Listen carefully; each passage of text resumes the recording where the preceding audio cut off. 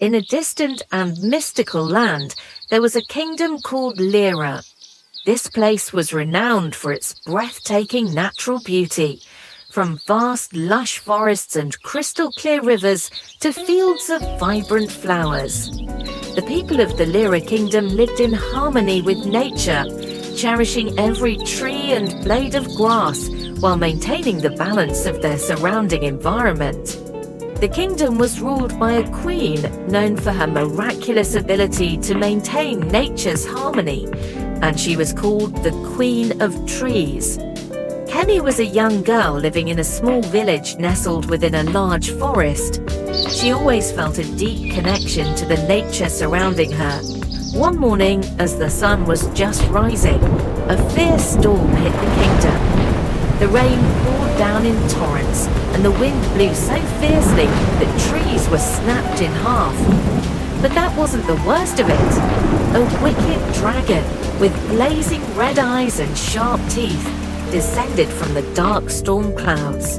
The dragon breathed fire onto the forest, causing trees to burn and rivers to become polluted.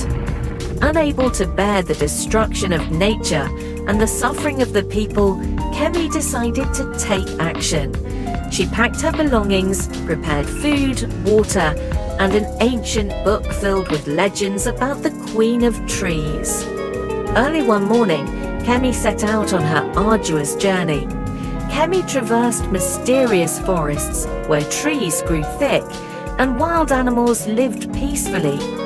She crossed vast fields where the sun shone brightly and the wind blew gently.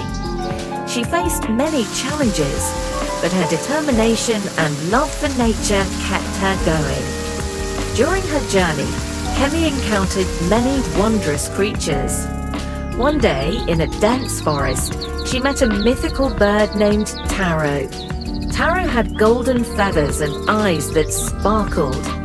The bird informed Kemi that the Queen of Trees could be found in a mystical forest, but to reach it, Kemi would have to overcome 3 great challenges.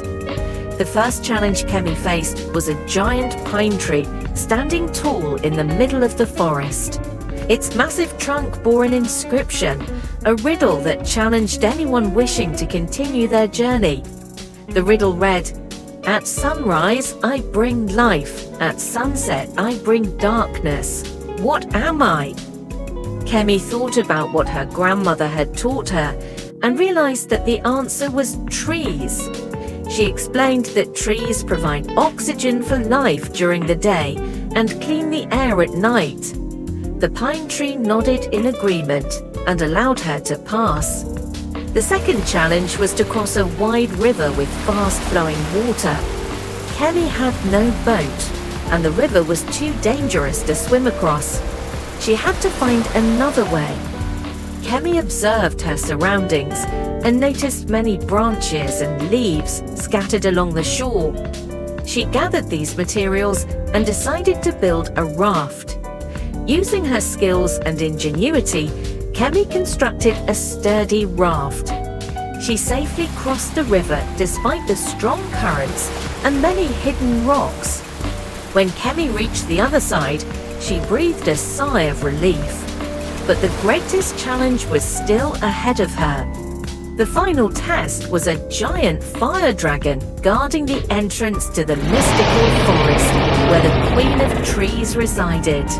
As the dragon landed before her, its eyes blazed fiercely, and its roar echoed through the forest. "What mortal dares to enter my territory?" the dragon bellowed. Kemi stood firm, though her heart was pounding. She remembered her grandmother's teachings about the importance of harmony and balance. With a strong and confident voice, "I have come not to fight, but to seek the Queen of Trees, the only one who can save this kingdom from destruction." The dragon stared at Kemi, its eyes slowly losing their fierce glow. "You are brave," it said, "but bravery alone is not enough. To pass, you must prove that you truly understand the balance and harmony of nature." Kemi realized that this was a test of wisdom and compassion. She began to tell the dragon what she had learned from nature. She spoke of how trees provide oxygen for us to breathe, how water sustains life, and how everything in the world is interconnected, forming an unbreakable chain of existence. She emphasized that protecting and respecting nature is everyone's responsibility. The dragon listened and began to sense the sincerity in Kemi's words. The hostility in its eyes faded away. "You have understood the power of harmony," the dragon said. "You are worthy of meeting the Queen of Trees." She continued deeper into the forest, sensing the change in the air. The atmosphere became peaceful and serene, the trees around her towering and lush, as if they had never been ravaged. Kemi walked through a verdant meadow where sunlight filtered through the tall trees, creating a magical scene. In front of her, a small wooden house stood in the middle of the forest, surrounded by strange flowers and mysterious trees. Her heart raced, and she knew she had reached the home of the Queen of Trees. As Kemi approached the house, the door slowly opened. A beautiful woman with moss green hair and kind eyes stepped out. She wore a long dress made of leaves and flowers, exuding both majesty and gentleness. Kemi immediately recognized her as the Queen of Trees, the one she had sought throughout her arduous journey. When the Queen of Trees asked Kemi about the purpose of her journey, Kemi recounted the devastation caused by the dragon and asked for the Queen's help.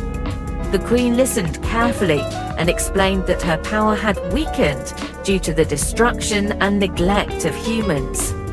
To restore her strength, the people of the kingdom must learn to protect and care for the environment and work together to repair the damage. The Queen gave her a golden seed said to contain the power of life and renewal. Take this seed back and plant it in the heart of the kingdom. It will grow into a giant tree, bringing life and strength to the entire land. Kemi thanked the Queen and began her journey home. When she returned to the kingdom, she found that the storm had subsided and the people were working to restore their village. With the villagers' help, Kemi planted the golden seed at the center of the kingdom, and in an instant, a giant tree sprouted, radiating brilliant light. This tree not only revived nature but also brought strength and hope to the people of Lira.